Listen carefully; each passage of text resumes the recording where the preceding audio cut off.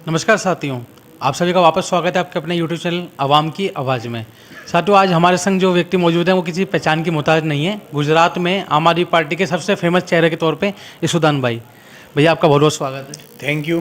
भैया पहले तो मैं चाहूँगा आप सभी दर्शकों को अपनी बात रखें, मतलब कुछ अपना पक्ष रखें। बिल्कुल। मैं 16 साल मैंने जर्नलिज्म किया, जर्नलिस्ट के तौर पर मैं काम कर रहा था और बेसिकली टीवी जर्नलिस्ट था और लाखों लोगों की आवाज़ बनने का मैंने थोड़ा सा प्रयास किया था, छोटा सा।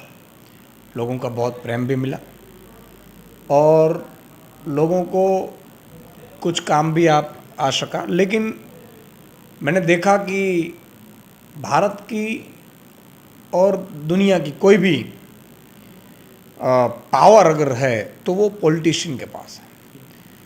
तो अगर पॉलिटिशियन अच्छा होगा तो बहुत अच्छा होगा वहाँ पे काम, अगर नहीं होगा तो वहाँ काम कम होगा और पॉलिटिशियन का विकास ज़्यादा होगा।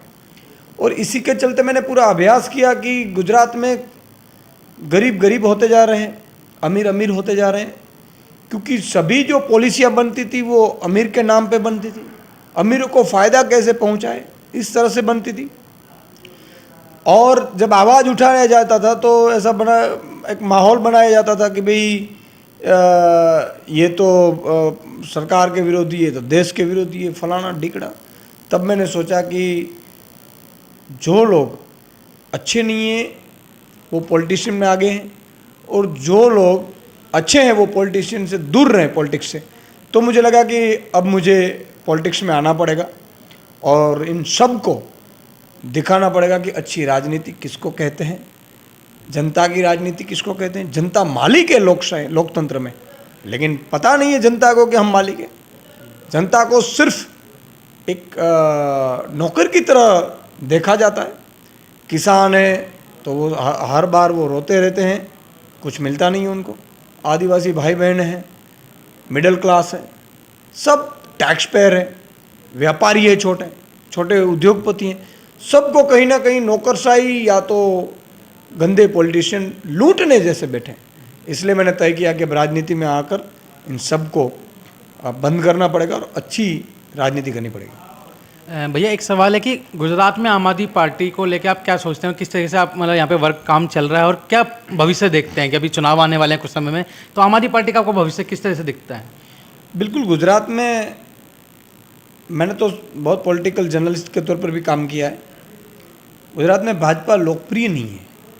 27 साल से भाजपा का राज है। एजुकेशन सिस्टम पूरा गिरा हुआ है, हेल्थ सिस्टम तो है ही नहीं, करप्शन तो इतना बढ़ चुका है कि बिना पैसों के कुछ काम ही नहीं होता है। बेरोजगारी, एक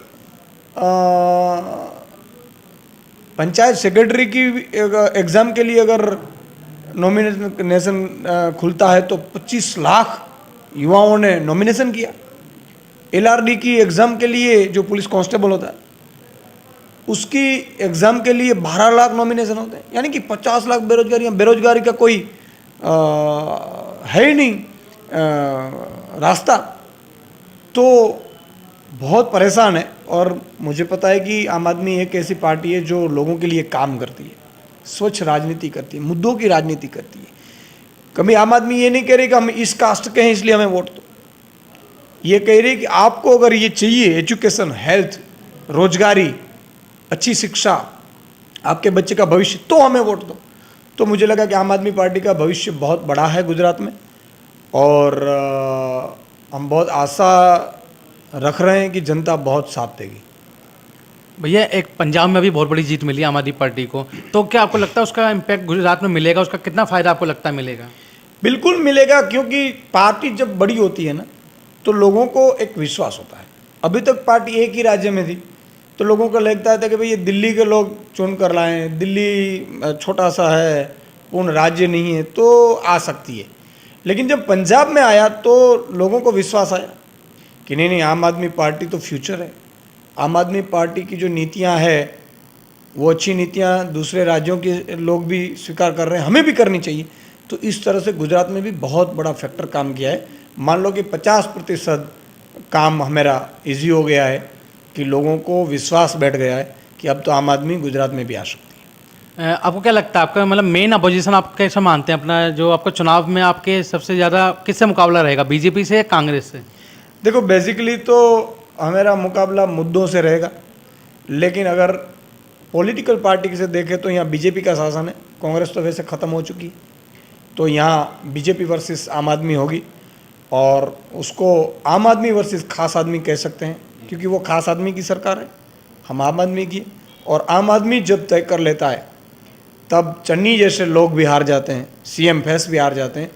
वैसा ही माहौल पंजाब और दिल्ली में जैसे सुनामी आई, वैसी सुनामी मुझे गुजरात में आम आदमी पार्टी की अगले चुनाव में दिख रही है।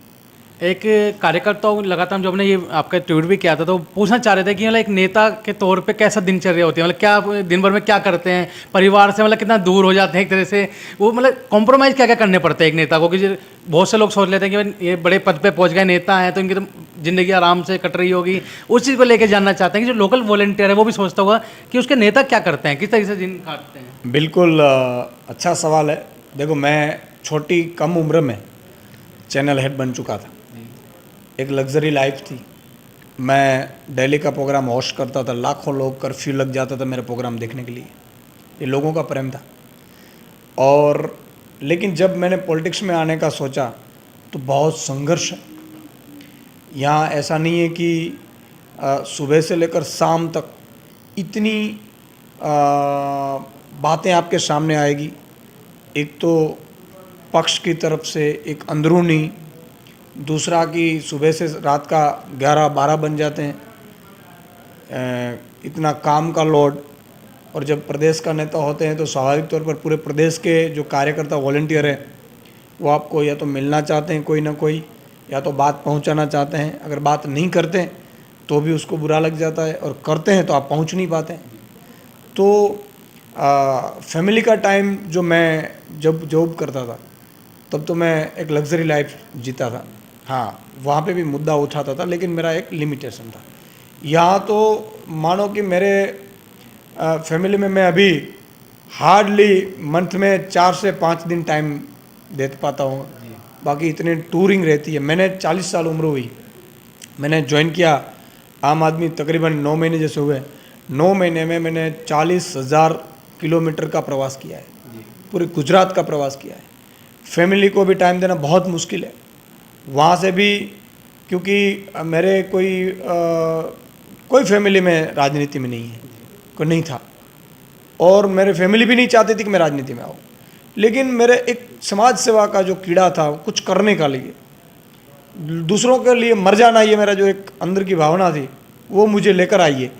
तो फैमिली से लेकर टाइम से लेकर सब कॉम्प्रोमाइज़ करने पड़ते हैं। तो ये तो पर्सनल लाइफ है, डिस्टर्ब तो होगी, लेकिन जब हम सोचते हैं कि बहुत लोगों का भला करने निकले हम, तब ये सब भूल जाते हैं हम। तो मुझे अच्छा लगता है कि ये 6.5 करोड़ जनता के लिए लड़ना, उसके लिए जेल जाना, उसके लिए मुद्दे उठाना, ऐसा लग रहा है कि मनुष्य ज़िंदगी में हम किसी के और के लिए मरते हैं तो बहुत अच्छा लगता है। और जब बहुत टेंशन आता है तो ये भी सोचते हैं कि महाराणा प्रताप ने अगर ये सोचा होगा कि मैं क्यों इसके लिए सिर्फ लड़ूं, मैं भी तो आज वो इतिहास में अमर नहीं होते। इसे कितने लोग, हमारे शहीद आजम भगत सिंह ने ये सोचा होगा कि नहीं, अंग्रेज़ों के सामने झुक जाऊं तो मैं बच जाता हूं, लेकिन उन्होंने नहीं सोचा, तो आज भगत सिंह को याद करते हैं। तो ज़िंदगी तो कितनी जीनी है पता नहीं है, लेकिन अगर परमार्थ के लिए, दूसरों के लिए जीते हैं और मरते हैं तो मुझे लगता है कि लोग आपको ज़रूर याद रखेंगे। एक आखिरी सवाल ये पूछना चाहूँगा कि 2 तारीख को जैसे रोड शो है अरविंद केजरीवाल जी दिल्ली के मुख्यमंत्री, और पंजाब के जो भी नए मुख्यमंत्री बने भगवंत मान जी का, तो उसकी तैयारी किस तरह से चल रही है और लोगों में क्या उत्साह है उसको लेकर? बहुत तैयारियां चल रही है इनकी, और लोगों में इतने उत्साह है कि अब पूरे गुजरात के लोग इंतज़ार कर रहे हैं कि हमें आना है। अब जो रोड शो का तय किया है, मुझे लगता है कि 20-25 हज़ार से ज़्यादा अगर लोग आएंगे तो बहुत मुश्किल होगी, लेकिन लोगों का इतना उत्साह है कि डिमांड इतने बढ़ रही है कि हम भी आएंगे, हम भी आएंगे, हम भी आएंगे।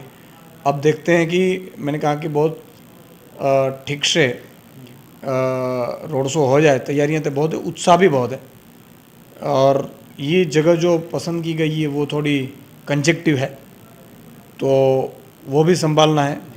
पुलिस भी डर रही है कि 2 CM आ रहे हैं, तो ज़्यादा अगर कहीं बढ़ ना जाए संख्या, लेकिन संख्या बहुत आने के लिए तड़पापड़ है, तो मुझे लगता है कि संख्या तो बढ़ेगी।